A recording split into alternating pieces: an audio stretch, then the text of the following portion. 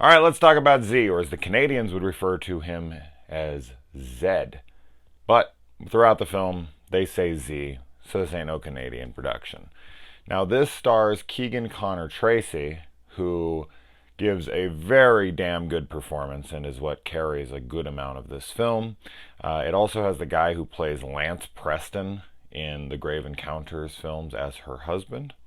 And those are the two most familiar faces to me. Now, this is about a family, a husband and a wife, and a son.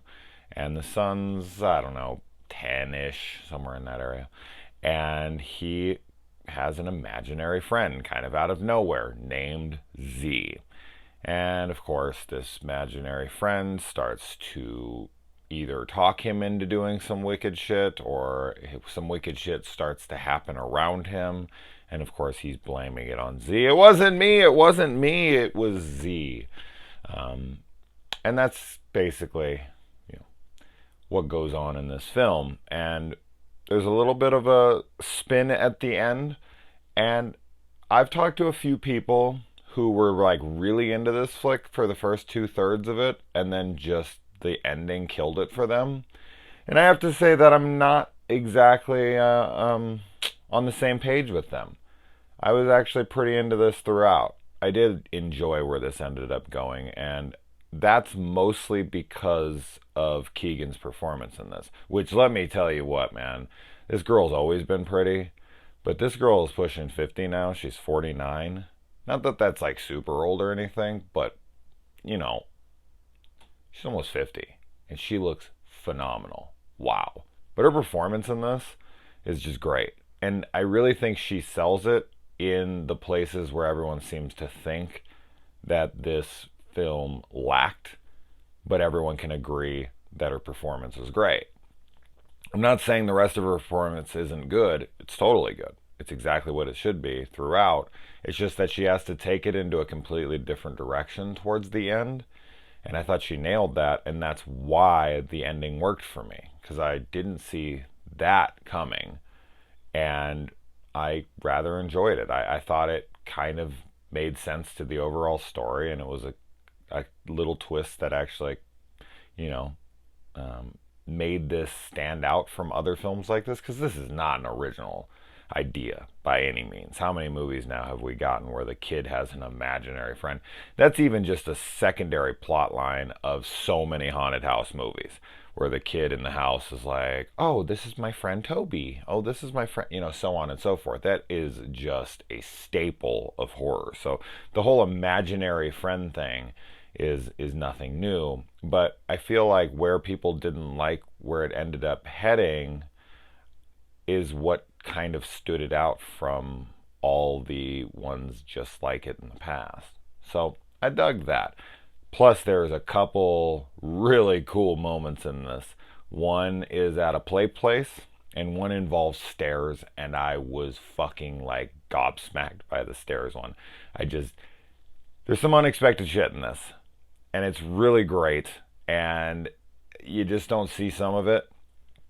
And there was a couple great moments in this where I was like, oh, what? Like, I was texting a buddy about it, like right after it happened, because he had watched it, and I was like, oh my god, this scene, and he was like, yeah, it was amazing, that was crazy. I was like, yeah, it's just wow, blew, like, I was just sitting there like, oh shit, that just happened. Now, it's nothing crazy, crazy, crazy. I don't want to make this, you know, seem like some wild, crazy movie. Mostly, I think this, you know, could be taken as a movie where the first, you know, 30, 40 minutes, nothing happens. And then the couple things that do happen is not going to be enough for people. People are going to be like, that's it. That's all that happens in this. It's mostly about eeriness. It's mostly about creep factor. It's mostly about questioning what's in the corners and questioning what you're seeing and not really getting a ton of payoff. And the only real issue I have with the film is that, is that a spoiler now? Well, there's some CG used in here for something a couple times, and I didn't like the look of that. I think that actually brought the film down. And this is one of those instances where less is more. Where it's like, no, you didn't need to show that. Like, if that's what you have to show, see, that's just it. It comes down to what you have to show. So it's not so much that less is more per se. It's more that less is more when you have nothing good to show. So you have something great to show, then show it. If you don't, just opt out of showing it. I guess that's how I feel on the matter. So a lot of the times when, a creature is shown or something like that, and then you see it and you're like, oh, that doesn't look good. Like, I would rather have they not shown it. And then, one of my complaints of the movie would be like, oh man, I wish I could have saw the monster, but, whatever, it was still a cool movie. Like, I feel like showing your monster when it's not good looking, and it really kind of brings the film down. But anyway, this is currently streaming on Shudder. I don't know if it's a Shudder exclusive. I think it is.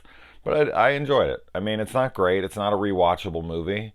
But it was definitely a good one-time watch. And good to see Keegan still headlining a movie. She doesn't get enough work. As I said, she's just a beautiful woman, especially for her age now. She looks exactly the same. I mean, look back at like Final Destination 2 and look at now, and then look at like her role in Bates Motel, and like she looks the damn same for like 20 straight years now. It makes no sense. She's so hot, and she's just hasn't aged today. It's crazy. But yeah, I feel like she should get more work, and maybe this will showcase her talents a little bit more, and maybe she'll pick up some more work, because I'd like to see more of her in the future. 20 years from now, I want to continue to see her headlining looking exactly the same as today. Anyways, let me know if you guys watch this. Check it out. Adios.